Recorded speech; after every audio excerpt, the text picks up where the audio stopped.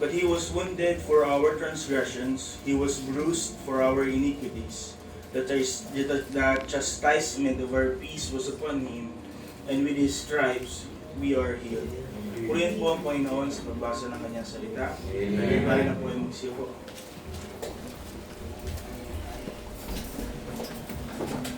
Maraming parte po sa Biblia kung saan kulang ang mga salita upang ilarawan kung ano po yung nais ipahayag, ilarawan yung kagandahan ng mga bagay na nilalathala sa pamagitan ng kanya pong salita. Kagaya ng ano yung kagandahan ng perfect creation, kulang ang salita ko paano madidescribe ko ano yung langit, marami pang mga bagay sa Biblia. So may mga pagkakataon na kung ano lang yung available na salita, we have to settle on that. So isa sa mga instances sa Bible of what yung salita na mga nailathala sa Biblia ay tila ba parang kulang upang ipakita yung kalakihan, kalawakan at yung bawat mga parte, bawat mga detalye, kung gaano kahirap, kung gaano nagdusa ang Panginoon sa Kristo ay sa kanyang krus na ating pong pinag-aaralan sa ating serye. So pagka ating pong narinig ang krus, lalo na dagdaan po ang mga mahal na araw, tila baga ito ay isang maliit na bagay. Although maraming mga tao ang nagsusuot ng maliit na figure of it, marahil may mga tao, mga simbahan na nagdi-display ng krus. O kaya naman may mga tao rin na nagre-reenact sa kanilang sariling paraan yung tinatawag natin na penitensya, kung paanong ano yung kanilang pagkakaunawa, kung ano yung paghihirap na dinanas ng Panginoong Yesus.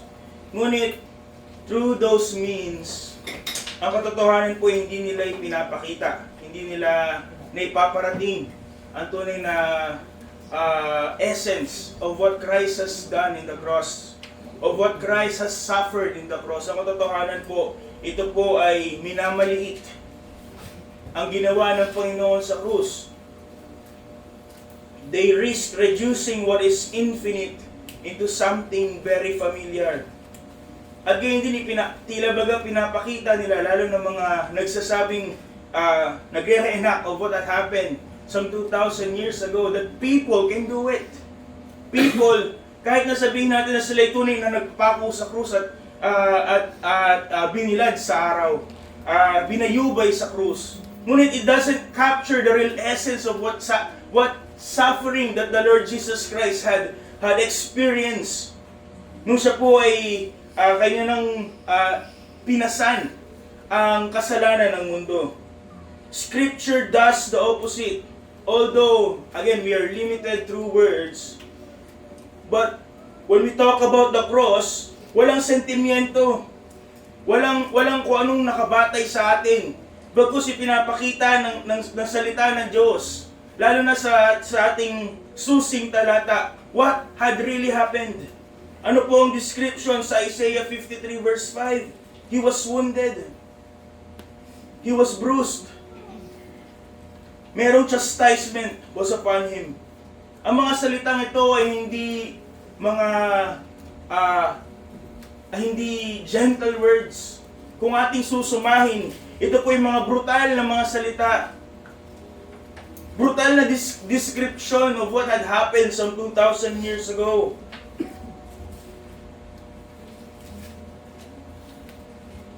And we here tonight will stand, we'll try to look back again sa krus, and we will try to see the suffering of the cross, the suffering of Christ. Again, words will not be sufficient upang ating maunawaan kung ano yung pagdurusa at paghihirap na dinanas ng ating Panginoon. But unless we have an inkling, unless na maunawaan natin kahit kaunti ang kadakilaan ng paghihirap ng ating Panginoon, we will never truly know the grasp. We will never truly know and we will never truly grasp the height of His love. Kung hindi natin mauunawaan kung gaano kalalim, katindi yung sakit na handang batain ng Panginoon para sa atin, hindi natin mauunawaan yung kadakilaan ng Kanyang pag-ibig. So for us to understand ano yung paghihirap na naranasan ng Panginoon, we have to go back to Gethsemane. So paghihirap ng Panginoon ay hindi po nagsimula sa pagharap niya kay Pilato o sa pagdukot sa kanya ng mga Sanhedrin. But it begins in the stillness of the garden. Isang tahimik na gabi sa Garden of Gethsemane.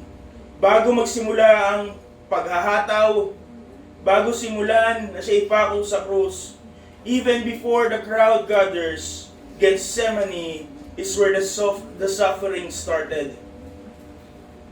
And this sorrow, this suffering na kanya pong naranasan dito, is we can describe as something solitary. It is a solitary sorrow.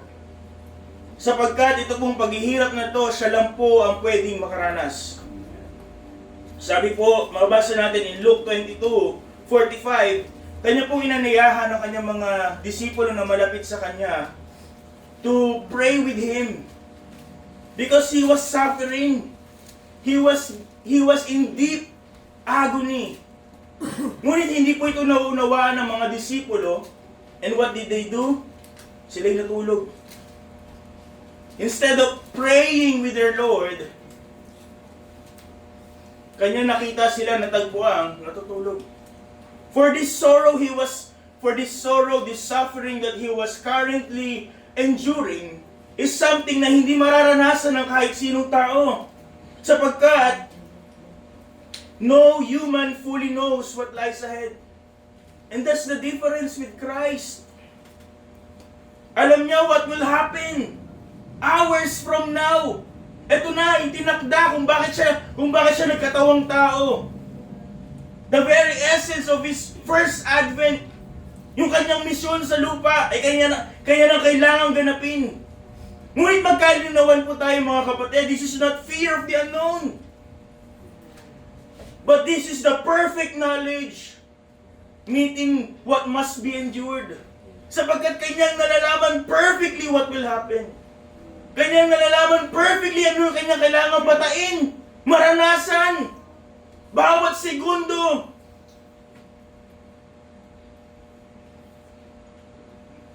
He did not fear what might happen, mga kapatid. He knew exactly what would happen. At ano po sabi ni Luke, in Luke 22:44, and being in an agony, he prayed more earnestly. Hindi ba't pag tayo may problema na maaaring hindi natin may share sa iba, some mental, some emotional problem, what do? We pray. And if it gets worse, o mas mahirap pa, umihirap pa, we pray more. And ito po sinabi ni Luke, the Lord was in agony, and therefore He prayed earnestly. Hindi po siya meron lang kinakatakutan na maliit na bagay, o meron lang siya kinakabalisaan. Hindi po siya nababalisa lamang. He was overwhelmed with agony. At gaano po ka-overwhelming yung kanya pong stress, yung kanya pong paghihirap na nararanasan by knowing what will happen in the next few hours. Ano po ang description ni Luke again in verse 44? Ang kanya pong mga pawis ay para mga patak ng dugo falling down to the ground. Ito po hindi lamang pagmamalabis. Hindi po ito poetic description na sinasabi ko ano po yung nararamdaman ng Panginoon. Because it is a medical condition na tinatawag po na hematidrosis. Hematidrosis. Ang ibig sabihin po sa sobrang stress ng isang tao, kung yun pong re-research, parang sobrang onti lang ng tao na nakaranas nito. Sa sobrang stress, sa sobrang hirap na kanyang nararanasan, ang kanyang mga maliliit na ugat ay pumuputok. At sa pagputok nito ay humahalo yung dugo sa kanyang pawis.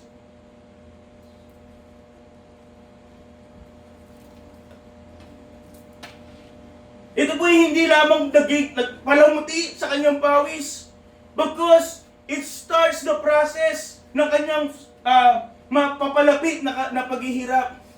Ang description po ng medical ng mga a medical description po of what happens pag isang tao nakakaranas ito is that their skin becomes more tender.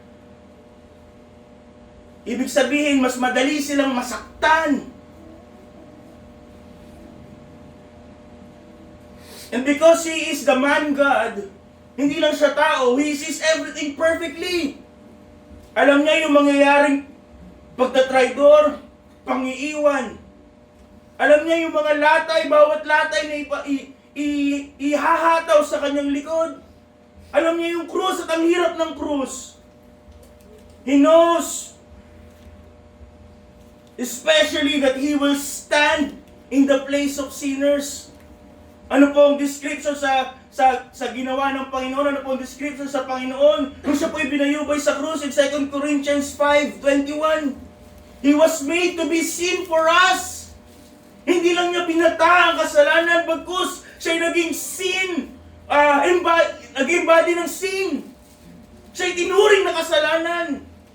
Siya na walang sala, siya na perfecto, siya na banal, ay tinuring na may sala, tinuring na kasalanan, upang tayo mga makasalanan ay mapawalang sala.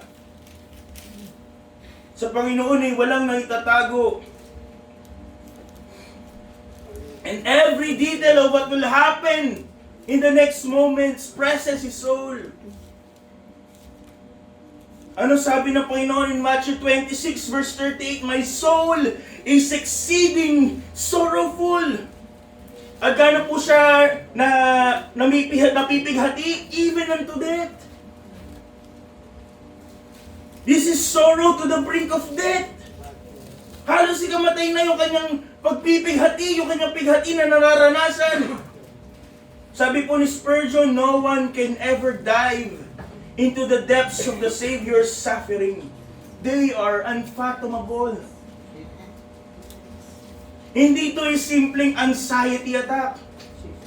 Hindi ito simpleng takot. But rather knowing perfectly what will happen and that he should endure it. He will endure it.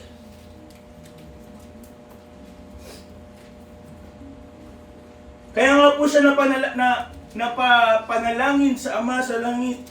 In Matthew 26:39, Oh my Father, if it possible, let this cup pass from me. Hindi niya po sinasabi dito na, wag na lang, naduduwag ako. But rather, it was showing us ano yung intensity ng suffering that Christ had to suffer. At bago pa niya ito maramdaman physically, He already understood it. And it presses His soul.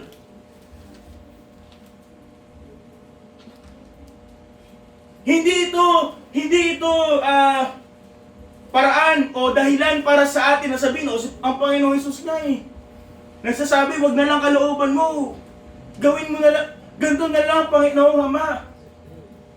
But hindi po natapos doon ang panalangin ng Panginoon. Even though He knows the great suffering that He would suffer, buo ang kanyang loob, buo ang kanyang desisyon. Nevertheless, not as I will, but as Thou wilt. Hindi yung kalooban ko, alam ko po, kung ako lang, wag na lang itong paghihirap na to. Ngunit hindi ang kalooban ko, kundi ang kalooban mo. Dahil ba wala na siyang magawa? No, this is not resignation, mga kapatid.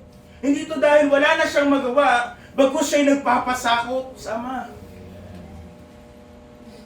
Kung saan si Adam in the garden chose his own will for momentary pleasure.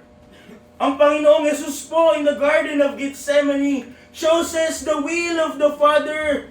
Sa kabila ng alam niya po kung ano yung paghihirap na kanyang kailangang danasin para sundin ito.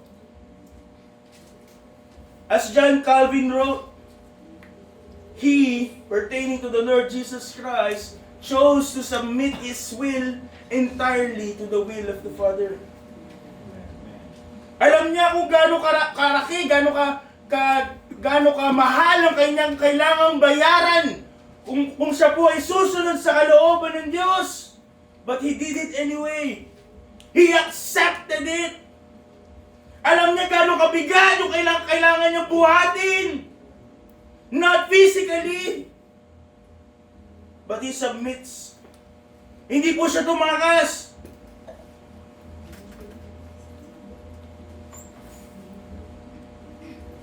At magkaunawaan po tayo, ang Panginoon po ay hindi biktima. But rather, the cross was not forced upon the Lord Jesus Christ. Not by the Israelites, not by the Jews, not by the Romans, not even by the Lord Father Himself. Siya po ang pumili nito. He willingly embraced the cross for you and me. So mga kapatid, His suffering begins in Gethsemane. Different on how we perceive suffering, sapagkat Siya po'y Diyos na nagkatawang tao. But unlike many of us, even though He knows perfectly what kind of suffering He must suffer, He still submitted to His Father, no matter the cost. Ngunit hindi po lamang mga mental or psychological, if I may say, ang suffering ng Panginoon. There is also emotional suffering. Ang kanya pong naranasan all throughout ng mga oras na nagdaan patungo sa kanyang kamatayan. So notice with me the severed solidarity. Ang Panginoon po hindi lamang nagdusa mag-isa sapagkat hindi siya naiintindihan ng mga tao na sa paligid niya. Bagkus siya po ay nagdusa sapagkat iniwan siya ng mga tao na sa paligid niya. What was severed ay hindi lamang po mga kakilala. Yung relasyon po nila ay hindi lang mga magkakilala. Bagkus mga tao nagsasabing hindi siya iiwan. Bagkus mga tao nagsasabing handang mamatay para sa kanya. What was severed is not proximity, hindi yung mga taong malapit lang, but rather solidarity.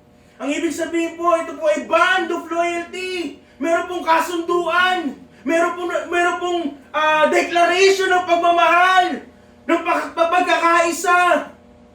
They have the bond of loyalty, love, and shared devotion that they ought to have held. Ang mga tao pong ito ay hindi mga estranghero. These were His own. For 3 years, kanyang kasama. Silang mga nangako. Silang mga nagsabi ng pagtatapat sa Panginoon. And yet, in this hour, sila na dapat na kasama niya, sila po ay tumakas. Sila po ay iniwan siya. What was expected was broken. What was pledged was withdrawn. At yung kanyang circle, mga tao na dapat nasa paligid niya have left Him, and now He is really alone. So pagkatapos ng kanila pong panalangin sa Gethsemane, Judas approaches. Isa sa 12. Hindi lingid sa Panginoon, but the Lord is not manhid. Hindi siya walang pakialam. He is not indifferent. Judas approached, ngunit hindi po siya may dala ng sibat o pamalo. Ano po ang dala ni Judas? Halik. Sabi po sa Matthew 26:49, and forthwith he came to Jesus and said, "Hail, Master," and kissed Him. Ano ang halik? It should be a gesture of love. But, ito po, at this moment was an act of treachery. Hindi sa kalaban ang galing, bagkus sa isang tao na nakasama niya for 3 years in his ministry. Tao na nakarinig ng kanyang mga pangangaral. Tao na kanyang pinaglingkuran. Tao na nakakita ng kanyang kapangyarihan. And yet here, betraying him with a kiss.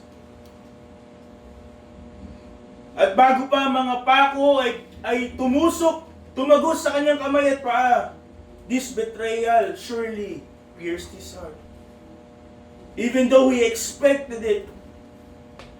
Sabi po ni Charles Spurgeon, the kiss of Judas is the most damning proof that the greatest injuries to Christ may come from those who are nearest to Him.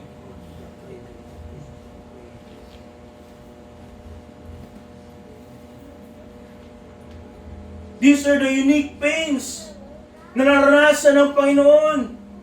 To be wounded by one who was once close to Him. At ito, isa po ito sa mga paghihirap na dinanas ng Panginoon. So as betrayal comes, abandonment follows. May nagtraidor, may nagtaksil. At ang iba po ay iniwan siya. Matthew 26:56. Then all the disciples forsook Him and fled. Nung siya po ay inuhuli na, ano po ang nangyari sa mga disipulo? Sila po ay nagsitakas. Lahat ng yung mga boses na nagsasabi na, hindi ka namin iiwan, tumahimik. Sapagkat sila'y napakalayo na sa Panginoon. Every companion of Christ at this moment disappeared. Lahat na nagsasabi na, Panginoon, sa'yo kami, ay tumiklop sa pressure. Natalo ng takot at siya iniwan. The one who had walked with many now stands utterly alone. Then comes Peter. We know the story. Si Pedro, he was the boldest of them all. Ngunit hindi man natin sabihin na siya ay yabang lang yung kanyang mga pangako. Maaring siya po ay sincere. Among the disciples, sila po ay tumakas. Ngunit si Pedro po, he followed although afar off.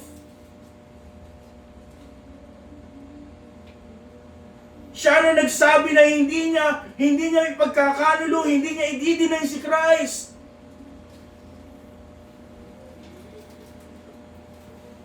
Even though Christ had told him what will happen, and what Christ had prophesied had happened, he had denied his Lord, not once, not twice, but 3 times.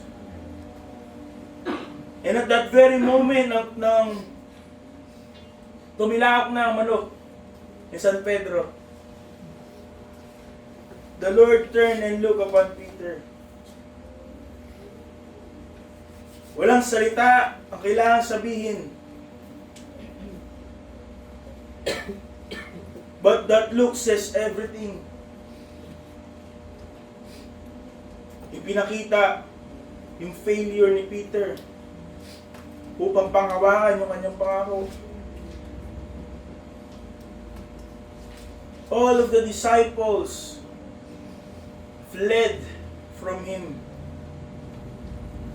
Lahat sila'y tumakas at iniwan siya.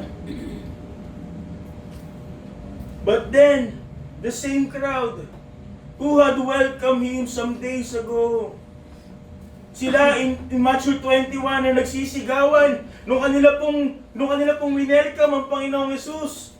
Hosanna sa anak ni David. Blessed is he that cometh in the name of the Lord. They hailed him as a king. Ngunit nung kanila po nakita na hindi siya yung hari na gusto nila, hindi yung paraan ng haring ito, yung gusto nilang paraan na mamuno ng hari na kanilang inanais. These same voices cried out in Luke 23:21. Ipako siya. At kanilang pinili ang isang kriminal na si Barabas upang siya po ay ipako sa krus. Their king, they rejected their king. And worse, they rejected him for a criminal.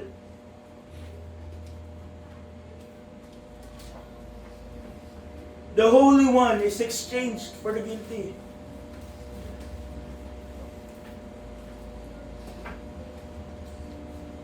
He was rejected by the crowd, by the people who came, yung kanyang bayan na kanya pong ninais na iligtas, so kanya pong, yung sabi sa John, he came to his own, but his own received him not. He was betrayed by his friends. He was abandoned by his followers. Siya po'y pinagkanulo ng kanyang inaasa, na maaari nating sabihin kanyang inaasahang nagmamahal sa kanya. And despite all of this severed solidarity, ang Panginoon po'y nagpatuloy. The bonds are broken. Yung mga pinangakong pagtatapat ay hindi natupad. At lahat ay nagsitakas. At this moment, Christ stands alone, bearing not only the suffering of the body to come, bagkus pati po yung sakit sa kanyang puso, sa pag-iiwan ng kanyang mga disipulo, sa pagtataksil ng kanyang ng tao na kanya pong nakasama, sa pagtatraidor ng tao na kanya nakasama, in the rejection of the crowd. Ngunit hindi po natatapos doon yung uri ng paghihirap na naranasan ng Panginoon. Next let's see the sacrilegious slander. Sacrilegious slander. Ito po ay mga pang-uuyam na nakakalapastangan.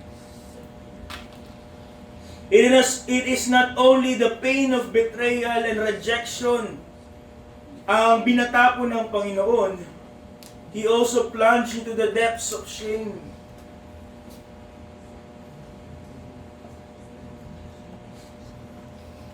Nung siya po ay dinala ng mga sundalo kasama ni Judas papunta sa mga Sanhedrin upang siya po ay madayang litisin, they did not only hurt him physically, they would also mock him with cruel laughter. Kanila po siyang inuyam. Siya po ay, sabi sa Matthew 26:68, they were inaasar. They were mocking him, saying, "Prophesy unto us, Thou Christ, who is He that smote thee?" Ano po ang tinuturing nila sa Panginoon? Isang ignorante. But the truth is, He is the omniscient one. He knows. Siya ang propeta, and He was being ridiculed as blind. Siya ang tunay na anak ng Diyos, and they are mocking Him as fool. Sabi po ni John Calvin, the Son of God is mocked as if He were a foolish and ignorant person, that He might bear the shame due to us. Yung kahihiyan yon, pagiging mangmang, taong walang alam, tayo yun eh. But He who knows everything was silent as a lamb, ready for the slaughter. Hindi sumagot. Hindi pinatulan anumang mga pangasar, panguyam. It was sacrilegious because lahat ng kanilang pangasar sa Panginoon ay katotohanan. He is the Son of God.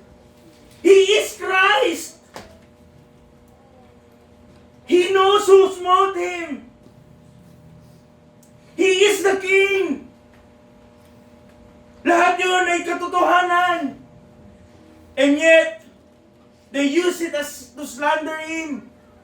They use it to mock Him. Ginamit nila ito not to declare who He is, but rather to insult Him.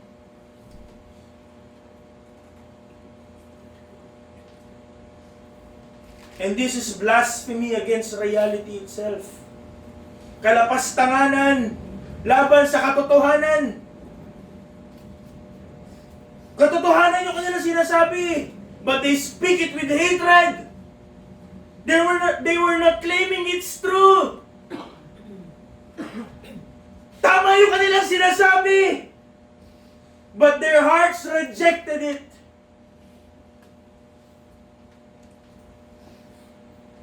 Kaya po yung kanilang mockery becomes sacrilege, sapagkat katotohanan ng kanilang mga binabanggit, but they twisted it into hateful scorn. Nung siya ay dumating na sa, pagtapos na po siya ay paluin, after the scourging in Matthew 27:28, ano po ang ginawa ng mga tao ng mga Romano sa kanya? They stripped him and put on a scarlet robe. Ang hari, kanilang minamak bilang hari. Yung hari ng hari, pinagtatawanan nila, o sige, hari ka. Magsuot ka ng robe. Binigyan niya sila, binigyan ng mga sundalong Romano ang Panginoon Jesus ng korona. Ngunit hindi gawa sa ginto, bagkus gawa sa tinik. Matthew 27:29, and when they had plaited a crown of thorns, they put it upon his head. Hindi po ito maliliit na mga tinik, bagkus ito po ay tinik na bumabaon. Sabi ng mga scholars, it is around 2 to 3 inches. And these thorns are driven to his scalp. Kanilang dinidikdik sa kanyang mga anit na sinabi na nga po natin ng una ay very tender because of sa kanya pong agony in Gethsemane. Ang mga dugo'y dumadaloy, yet still they continue. Matthew 27:29, Hail King of the Jews! This is not worship, this is wickedness. A coronation of cruelty. Totoo yung kanilang sinasabi, but in their heart, it's mockery.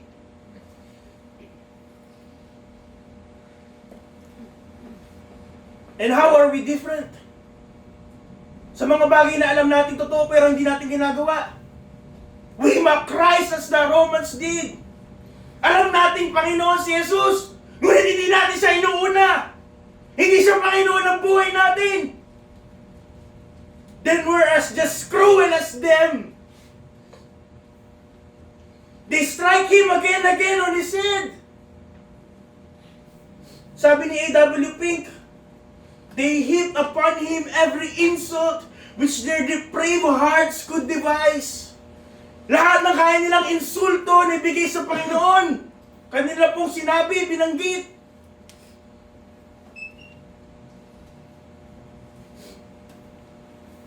And they would strip him again, this time for crucifixion. Pag nakita tayo ng mga tao nasa krus, napakakinis. Parang relax na relax yung mukha. Na parang natutulog, nagpapahinga. But the Romans have perfected crucifixion. Babylonians invented it, but they perfected crucifixion. Pag pinako po sa krus, hindi po ito isang mabilis na proseso. Pag pinako sa krus, para sasabihin, oh, ano namin yan, leader namin yan, namatay para sa amin, parang kay Jose Rizal, na magdudulot sa mga tao para maghimagsik, magsiklab yung himagsikan. No! Crucifixion was designed to be shameful. Kanila siyang hinubaran, nung siya pinayubay sa krus. Matthew 27, 35 to 36. They crucified him, and they were sitting down, they watched him there. Kanilang pinapanood siya. Pinagtatawanan. At nung siya po ay nakabayubay na sa krus, hindi ba there are still voices? Not only hindi naman talaga nanghihingi ng tulong, but rather mocking him. The malefactors with Him. Hindi ba't nung una silang dalawa ay nanguuyam sa Kanya? In Matthew 27:40, if thou be the Son of God, come down from the cross. Ano sinasabi sa Kanya in Matthew 27:42? He saved others, but Himself, He cannot save. Hindi lang nila siya sinaktan physically, but rather, kanila pong niyuyurakan yung kanyang identity. Siya totoong hari. He has all the authority. Siya ay Diyos. Lahat ng katotohanan, sinabi nila, but they used it to mock Him. Yurakan yung kanyang pagkatao.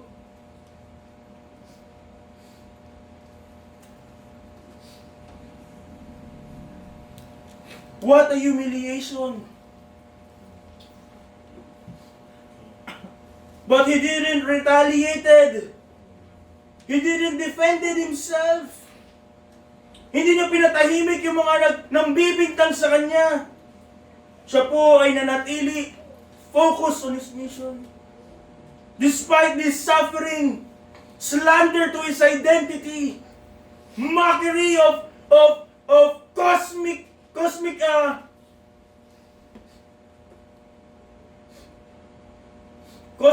mockery against the King of the universe. Why did He endure it? Because if He saved Himself, He cannot save us. If He had spared Himself of this mockery, tayo hindi maliligtas. Sabi po ni J.C. Ryle, He who could have delivered Himself, choose rather to suffer, that He might deliver us from everlasting misery. Siya na kayang iligtas sa kanyang sarili, ay piniling maghirap, magdusa. Para tayo, na hindi natin kaya iligtas yung ating sarili, ay kanyang mailigtas sa walang hanggang pagdurusa. Beneath the crown of thorns, beneath the flood of mockery, beneath the weight of sacrilegious slander, ang Panginoon po ay hindi walang kakayahan. Hindi po siya hindi makapangyarihan. But He stayed faithful sa kanyang mission. He stayed faithful sa purpose kung bakit siya nagkatawang tao. Next, notice with me, sophisticated savagery.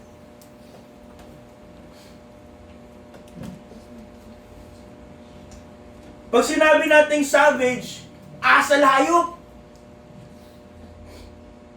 Ngunit ang mga Romano po are the epitome of empires, of nations of that time. They were the most advanced people of that time. Asa po nila ginamit yon? They prided themselves of order. They prided themselves of discipline and innovation. Kung inyong titignan yung mga archaeologists, maraming mga Roman roads na hanggang ngayon ay nakatayo pa din.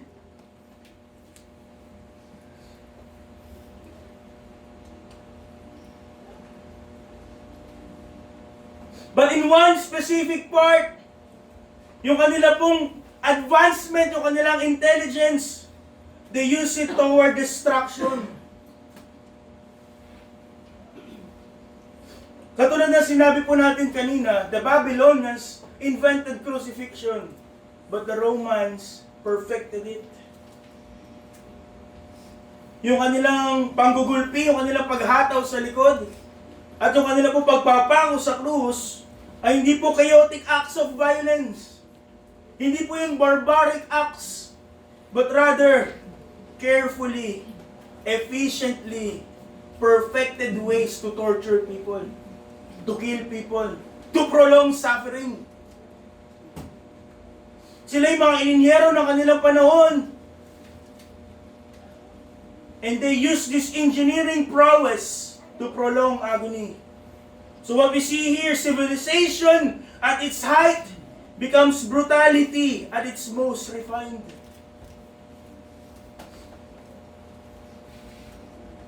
Isang linya, isang salita. Napakasimple nung nilathala sa Biblia. Sabi ng record ni John in John 19:1. Then Pilate therefore took Jesus and scourged him. Isang linya. But it conceals a horror beyond comprehension. Ang mga Romano po ay kilala sa pagiging mabagsik. And they are trained. In their sessions of scourging, they are trained na kanilang bubugbugin, hahatawin yung tao hanggang sa halos mamamatay na siya.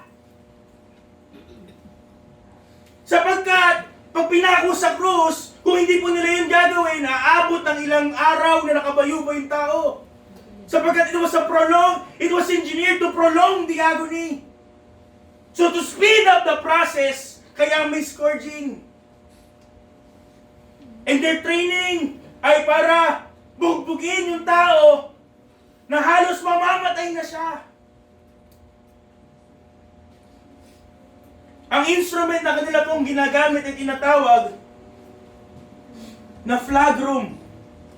Ito po ay parang latigo, ngunit marami pong hibla. Sino po dito nahataw na ng belt? Lumalatay. Imagine, mas maraming hibla yung belt, maliliit. Hinataw sa inyo. Daming latay. Pero hindi po nagtapos dun. Bago pa po tayo turuan ni Ninong Ray paano mag-tenderize ng pork, sila po alam na nila paano mag-tenderize ng likod. Ano po ang nakalagay dyan sa gamit na yan? Nilalagyan po nila minsan ng mga bato, ng mga buto, something na matigas and something sharp. Ano po ang idea? Yung whip, yung latigo, hahataw sa katawan. Yung mga bato ay magpapalambot, magbubugbog sa katawan. At yung mga pako, yung matataling na bagay, ay kakapit para isama yung laman. So si Josephus po, ang description niya sa mga tao that had suffered scourging, yung kanila pong mga likod becomes ribbons of bleeding flesh. Parang mga strands. Parang giniling.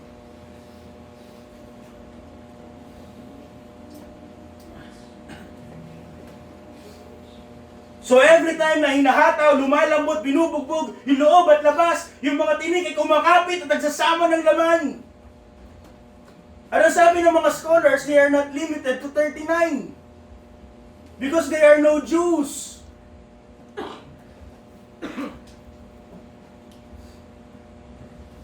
And what it does, it exposes the muscle, it exposes the nerves.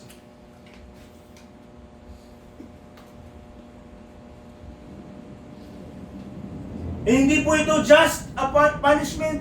Walang sinabi yung mga pagka dumaan ka doon sa mga nagpipinitensya na ina-alcoholan pa yung blade. These are not meant to cut. These are meant to tear. These are meant to tenderize.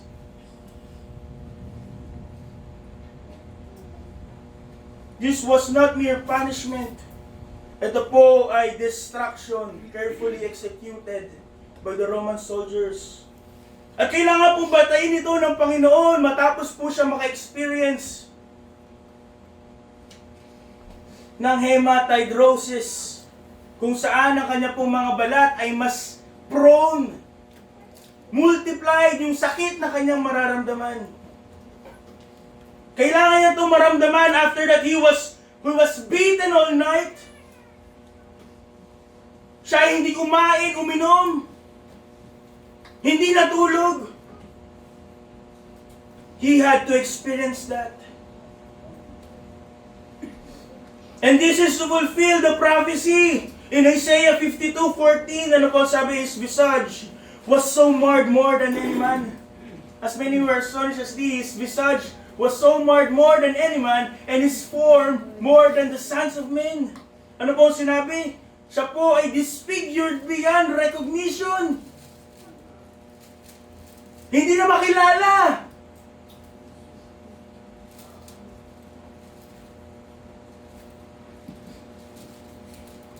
Hindi lang dahil sa dugong tumatakip, napupo dahil sa scourging that was done to him.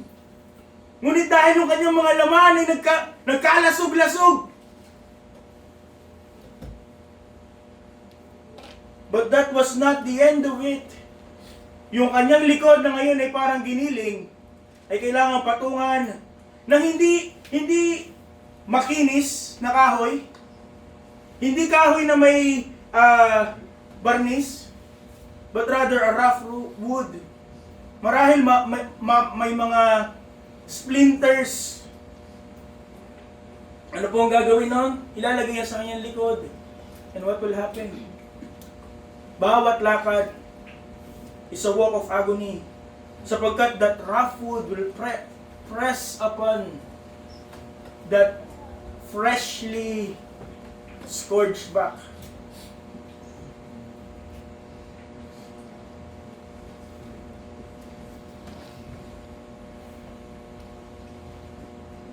At nung kanya na pong nadala that rough wood sa tulong ni Simon sa pagpapakuan sa kanya, they started nailing him. Ang problema ng mga depictions about the nails ay hindi po pako na maliliit. Ano po ang description? Sila iron spikes. Parang mga sibat. Ganun kalaki, ganun kakapal. At ito po, sabi sa Psalms 22:16, they pierced my hands and my feet. Sa pamamagitan ng mga pakong ito, iron spikes. Ito po, again, because of the Roman innovation, ay hindi po basta lamang upang siya po'y manatili sa krus. Because one of the idea and one of the purpose of this iron spikes is to drive to flesh and the nerve. At yun po ay magdudulot ng napakasakit na pakiramdam sa tao pinapakuha ng pakong ito. And every time he will try to move, that nerve will be aggravated. At siya po ay muling masasaktan.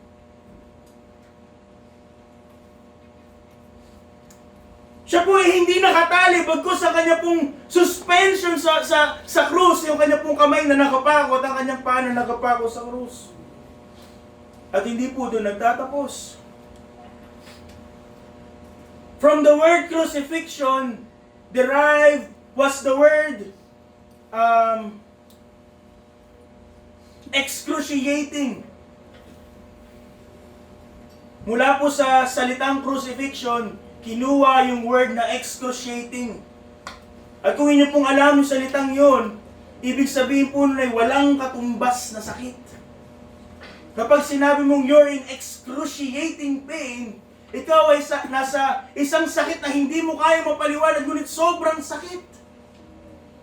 And from that, that word was derived from crucifixion. Sa Greek word na ginamit sa crucifixion.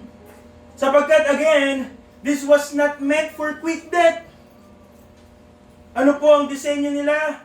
Kapag binayubay ang katawan, at ang katawan ay nag-rest pababa, hindi po siya makaka-exhale. Makakahinga palabas. For some reason, he can inhale, pero hindi po ma-exhale. Nagkaroon po dati ng preaching na ating pastor ipakita yung figure ng isang tao na binayubay sa krus.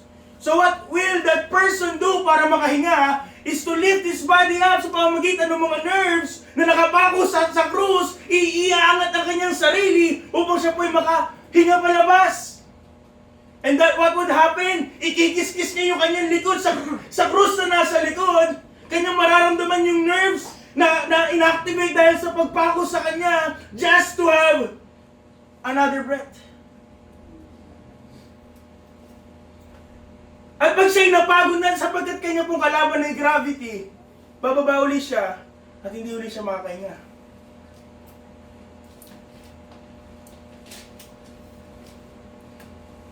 Imagine the pain. But Christ had given us 7 last sayings while enduring that pain.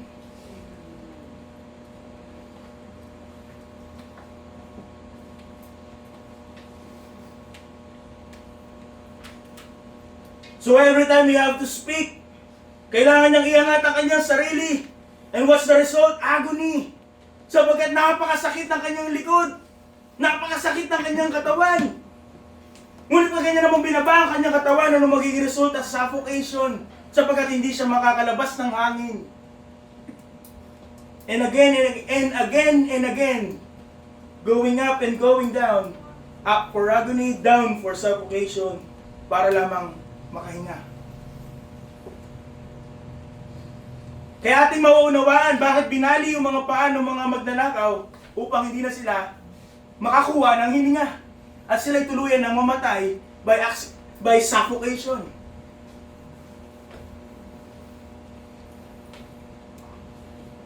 And that's what our Lord endured. Dahan-dahan, pinapahirapan. Hindi katulad ng mga nakikita natin sa TV.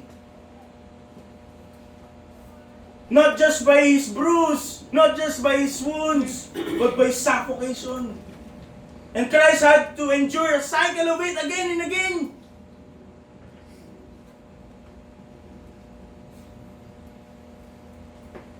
Na-try nyo na ba mag-swimming ng malayo? Tapos ang hirap huminga? Subukan nyo magsalita habang nag-swimming. Ganun yung naranasan ng Panginoon.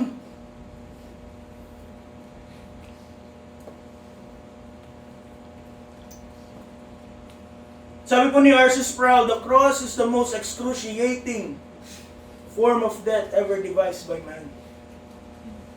So what we see here, the Savior bleeding, broken, He was suspended, gasping for air. He was already enduring what no man could endure. And He was bearing what no man could bear. Ngunit mga kapatid, that is not the cup. That is not what Christ, na tila baga Panginoon ay takot harapin. Lastly mga kapatid, see the sacred severity. Ano po ang kinakatakot, if I may say, na kaharapin ng Panginoon? Hindi yung pambubugbog, hindi yung mga kasinungalingan, hindi yung mga rejection, and hindi yung mga pagtatraidor, pangiiwan, hindi yung krus, hindi yung init, hindi yung uhaw, hindi yung gutom, but the holy wrath of God.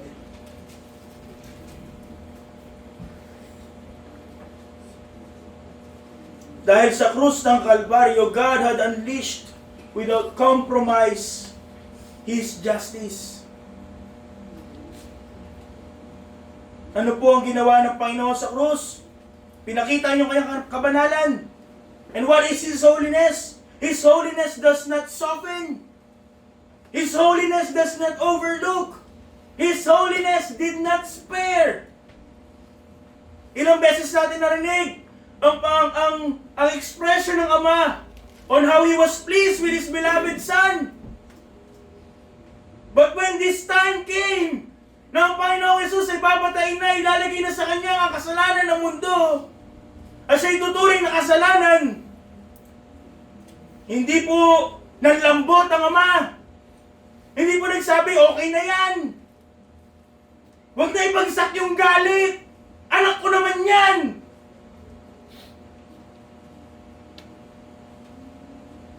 What we see here is that the divine love did not cancel divine justice. Ano nangyari sa krus? Divine justice was fully satisfied by the divine love. Ano po nangyari? In Matthew 27 verse 45, nagkaroon po ng kadiliman. From the 6th hour, there was darkness over all the land unto the 9th hour. At ito po hindi natural na kadiliman, bagkus ito po ekspresyon ng pagbagsak ng galit ng Diyos. Physical. Nakita ng mga tao yung punto ng pagbabata ng Panginoong Hesus ng galit ng Diyos. Sa dami ng kanyang hirap, ito lang po yung parang first time nagreklamo ang Panginoon. He said in Matthew 27:46, my God, why hast thou forsaken me? And this is not a complaint, but this is an expression nung sakit, suffering that he was experiencing at this time. Ang Panginoon po hindi duwag katulad natin. Hindi siya natakot sa krus. Hindi niya pinalangin na wag na lang po sana ako mapako sa krus. But what did he pray for? The cup that would pass, it is the wrath of God. Hindi natin mauunawaan kung ano yan. Thank you, Lord, hindi po natin mauunawaan kung tayo tunay na ligtas. But if you're not, you will. Sabi po, in Psalm 75 verse 8, in the hand of the Lord there is a cup. For in the hand of the Lord there is a cup, and wine is red. It is full of mixture, and pour it out of the same. But the dregs thereof, all the wicked of the earth, shall wring them out and drink them. Sabi po sa Isaiah 51 verse 17, yet it pleased the Lord to bruise him, he hath put him to grief, when thou shalt make his soul an offering for sin. He shall see his seed, he shall prolong his days, and the pleasure of the Lord shall prosper in his hand. 51 verse 17. 51 verse 17.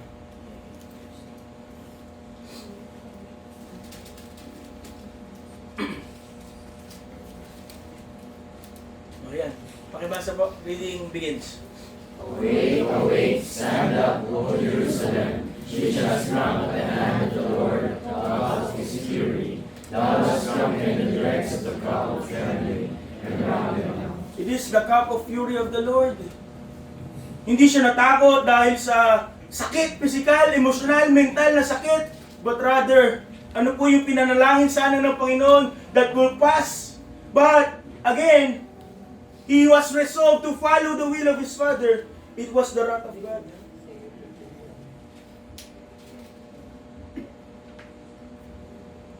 And we should be scared of that too. Much more. Bakit siya nahirapan? Bakit siya naghapis? Hindi dahil sa mga pako, hindi dahil sa mga hampas, but because he would bear divine wrath.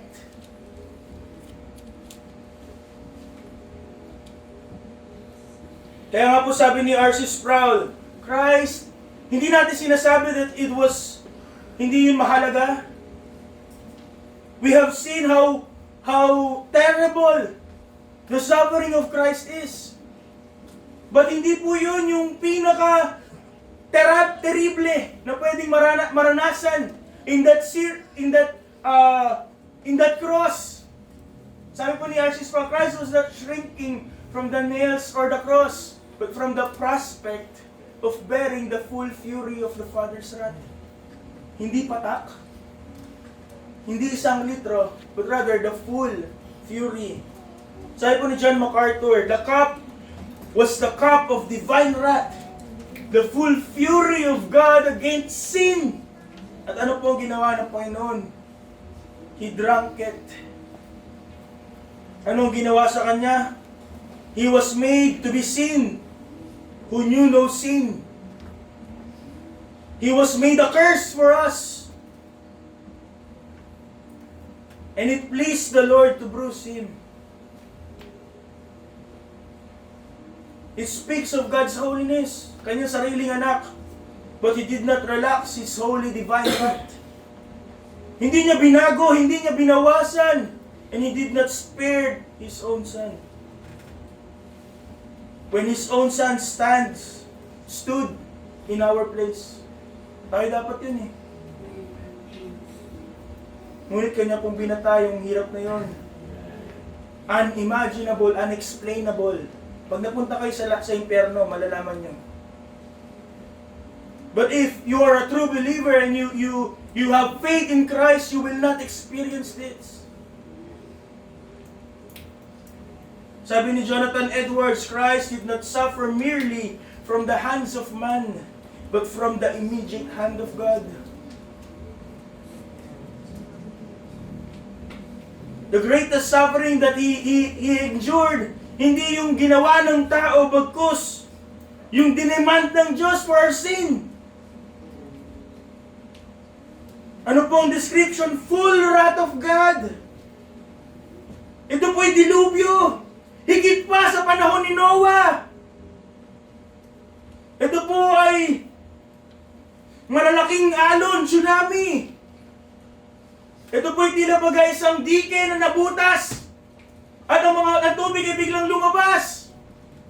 At yung bayan na malapit doon ay lulunurin. And Christ was a sponge, stood between the raging waters, the raging wrath of God, and between the sinners. At nung kanya pong sinalo ito, He absorbed it all. Lahat! Ni walang patak ang lumagpas sa kanya!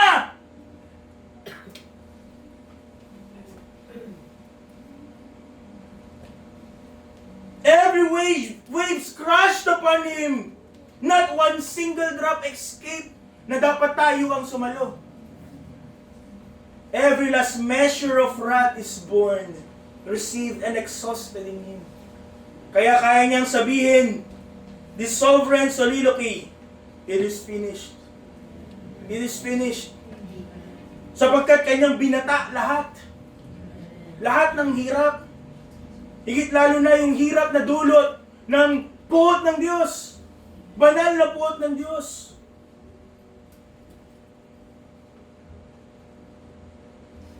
Tetelestai, hindi po ito dapat salita na ating ginagawang katatawanan. It is something serious because it is the declaration of victory. Victory ng Panginoon. Declaration of the King of Kings Himself. Proclaiming na tapos na, nabayaran na.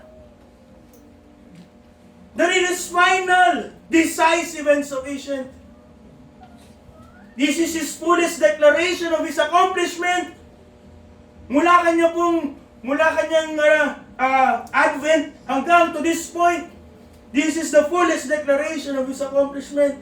Lahat ng hirap na kanya pong naranasan, all of it was necessary upang tayo iligtas. And He was willing upang maranasan lahat ng hirap na yun. So mga tanong, mga kapatid, hayaan niyo pong tapusin ko dito. Ano ang hirap natin kumpara sa Kanya?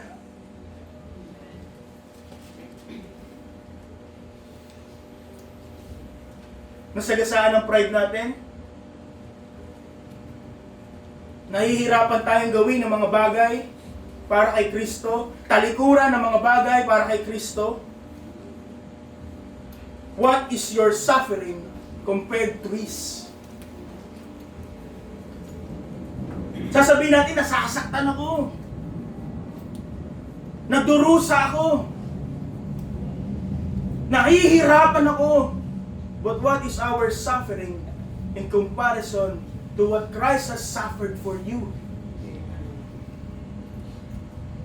Sasabihin natin, Kristiyano tayo, at niligtas tayo ng gawa ni Kristo sa krus, but we still cling to pride. Sarili pa rin.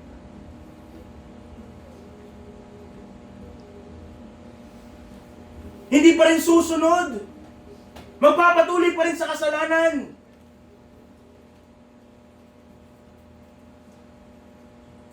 Ang panawagan sa gabing ito, as we always do, is to look back at the cross. Kung tayo tunay na ligtas, let us be reminded of the suffering that Christ had endured. And that's for you. Hindi lang para sa iyo, pati sa katabi mo kung ligtas. So there's no reason for you na hindi magkaayos. Magkaroon ka ng masamang paningin, pagtingin sa kapwa mo, niligtas din ni Kristo. Hindi mo sasabihin, ang dami ng hirap ko dyan sa kapatid ko. How will that stand in comparison to the suffering of Christ? So we look back at the cross. At ating alalahanin, ano po yung what Christ had endured for us. And we look back at ourselves again, mayabang pa din. Look back at the cross. We do that again and again. Until si Kristo na lang nakikita natin. So we ask ourselves tonight, what did it cost Christ? And you know the answer. Everything. Then ask yourself again, what does Christ deserve? Our everything. For until we grasp the depth of His suffering, we will never grasp the height of His love. At kung ganun po ang kaso, it is no wonder we have loved Him so little. Kung di natin nauunawaan ang kalaliman at kalakihan ng hirap ng Panginoon, hindi natin maunawaan ang kadakilaan ng Kanyang pagmamahal. At kung ganoon ang kaso sa atin, kaya siguro natin hindi mahal ang Panginoon.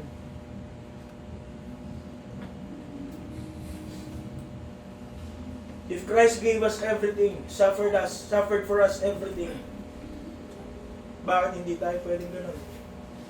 Bakit hindi tayo? Diyan ko na patapusin. Ito ang salita ng Diyos. Tayo po ay tumayo. Tayo po manalangin.